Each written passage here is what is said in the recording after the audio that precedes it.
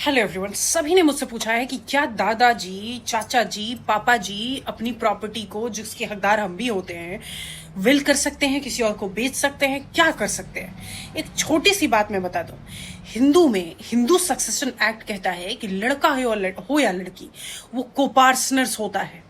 Coparceners का मतलब ये होता है कि वह व्यक्ति उस कर्ता का लास्ट रिट करने का हकदार है, और जो लास्ट रिट करने का हकदार है वो इस बात का भी हकदार है कि उसके द्वारा अर्जित की गई चीजें उसको जाएंगी। ठीक।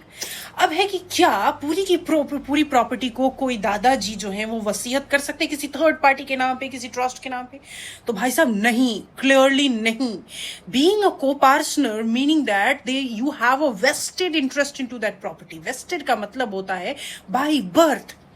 ये किसी ने दिया नहीं, जैसे ही आपने जन्म लिया वैसे ही उनकी लायबिलिटी हो गई कि आपके लिए वो सारी संपत्तियां छोड़कर जाए ताकि आप अपना जीवन यापन कर सके, भरण पोषण कर सके। और इनकी रिस्पॉन्सिबिलिटी ये है, लायबिलिटी, कि आपका देख रेख करें और आपका लास्ट रेट परफॉर्म करें, आपके द्वारा लिए गए डेट को चुकाएं उसी ज्वाइंट फैमिली प्रॉपर्टी से।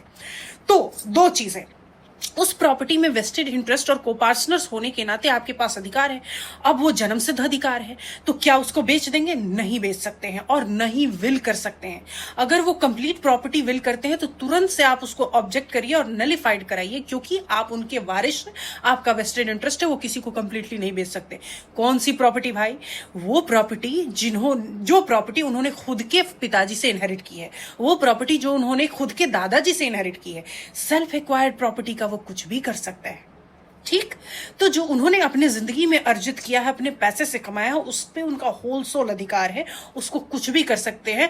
मगर जो एंसेस्ट्रल है, जो उन्होंने अपने बाप से, अपने दादा से लिया है, वो इनहेरिट किया है, उसको वो विल नहीं करेंगे। वो आपके हक में आएगा, चाहे आप जितने भाई बहन हो।